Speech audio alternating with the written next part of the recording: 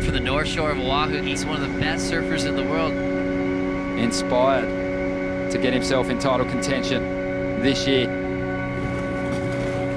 Well, this is John John's opportunity.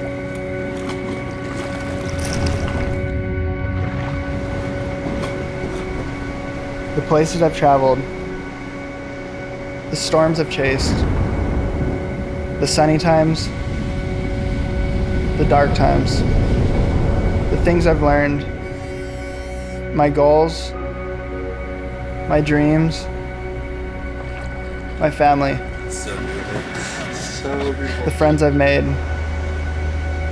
the friends I've lost, the big waves, the small waves, the falls and the makes, the plane rides, the boat rides, the contests I've won, the losses I've had, the bad times and the good times. Everything has led me to where I am right now, and I'm going to enjoy it.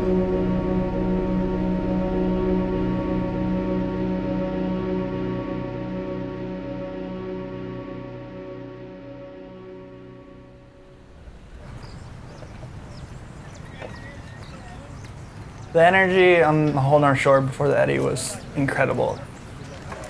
You start walking down and everyone just starts whistling.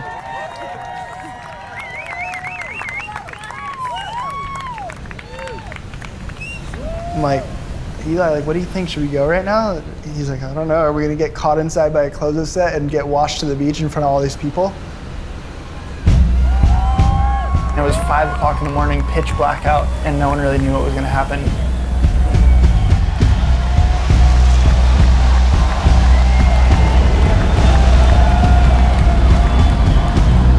The wave of my brother kind of really set the tone for the whole day. Nerves are gone, everything's gone from that one wave. I was just like, okay, it's so on now.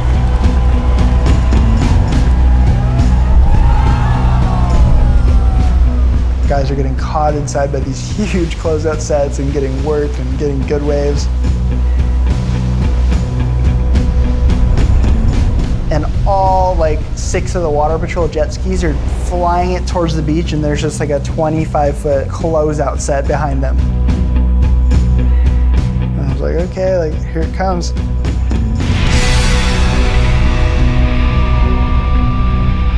You're just sitting there looking at the biggest whitewater you've ever seen. I just want to survive it.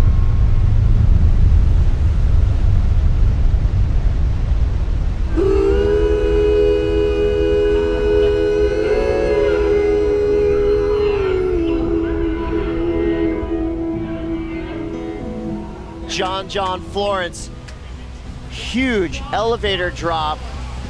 That was 5 stories of Pacific Ocean, straight vertical, disappearing in the whitewater, coming out in complete control.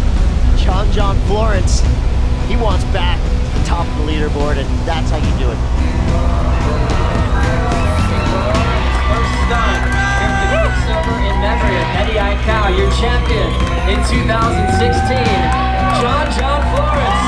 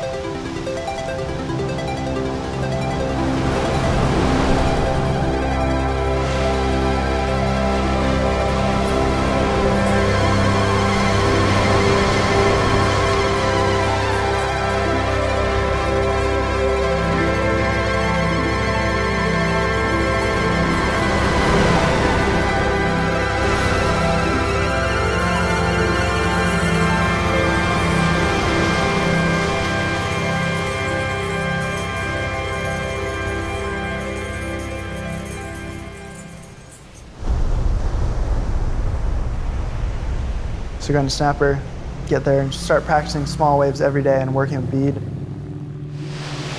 You know, every morning go down there and just surf.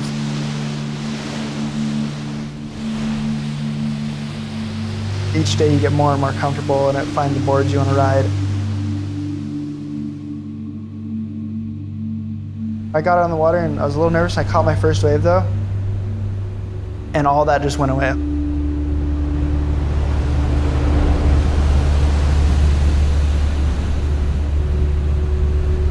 I made round 2 and then I made round 3. I won round 4.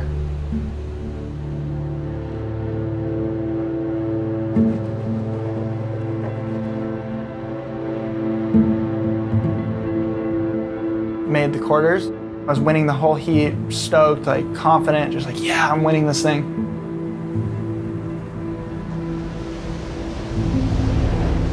And then right in the end, like, I just made a huge priority mistake. I ended up taking off on the first wave and just kind of knew the second one was going to be better in the back of my head. The wave was so bad, I just looked out the back and I was just like, damn him. And just watched him do turn after turn after turn after turn all the way in. John Florence knocked out of the contest. Stuart Kennedy finding a magic ride through the inside and letting go of a number of turns and the emotion starting to fly. It's the best I've done in this event. Quarters isn't bad. And it's a good start to the year.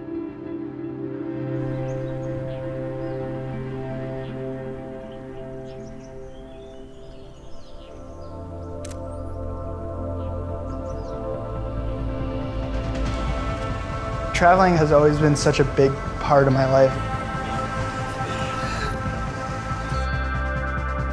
I'm still here to focus on the event, but I'm also just enjoying where I am.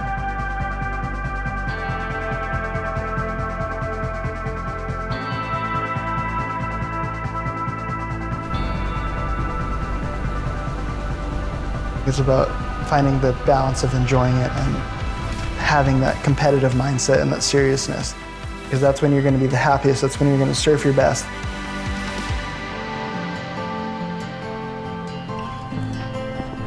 John Florence, even though he's surfing smarter and he had his best ever finish on the Gold Coast, I haven't seen mind-blowing form from him. Every morning, first thing in the morning, just paddle out and surf no matter what and just work on boards, surfing, whatever. Win my first heat, and so I was super stoked on that. I was like, okay, next heat I have Kaya. A beautiful start from John. Holy smokes. That was more aggression than I've seen John put into a wave in a very long time. Next wave will set up for Kyle Ibelli now.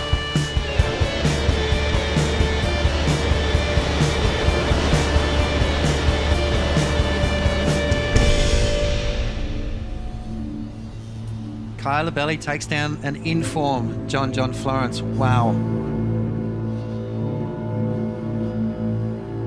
Damn it, not again. Literally like the same thing happened to me again. Couldn't believe it.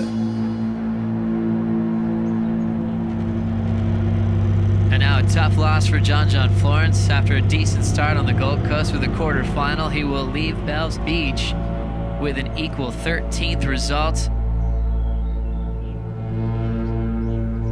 I've learned a lot. You know, I've been working with people and getting ideas and listening to people more than I have in the years past. There's some really smart people in the surfing world who've seen a lot and done a lot, and so I like to listen to what their thoughts are on it, what their views are, and you know, how they cope with this moving, natural, unpredictable ocean. John Florence had his heart broken at Bells by Kyle Ibelli. It's one of the only times I can recall where I've seen John snap after he lost. He was fired up after that loss.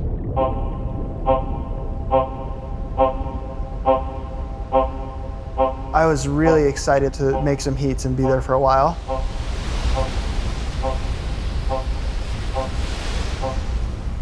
And I kind of really had my mind set towards that. You're surfing in the ocean, it's so unpredictable. You can't control it.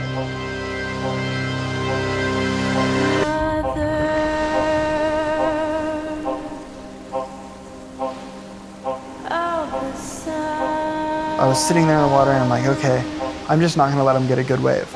There's 1:30 to go. I see a bump out the back. I think there's a set. The chances of him getting close to an 8 on this wave are pretty slim. And then I look back and he just does a big air and lands it. There it is, 8.5. John Florence goes down. Sitting there, putting my head underwater, replaying it in my head, I can't believe I just let that happen. I knew the mistakes that I made. I let him have that wave. Well, John is shattered. The best surfer in the contest form-wise, falling out of the draw. I'm gonna go home, I'm gonna work harder. I wanna win these heats. I don't wanna be losing in round 3 every event. This is never gonna happen again.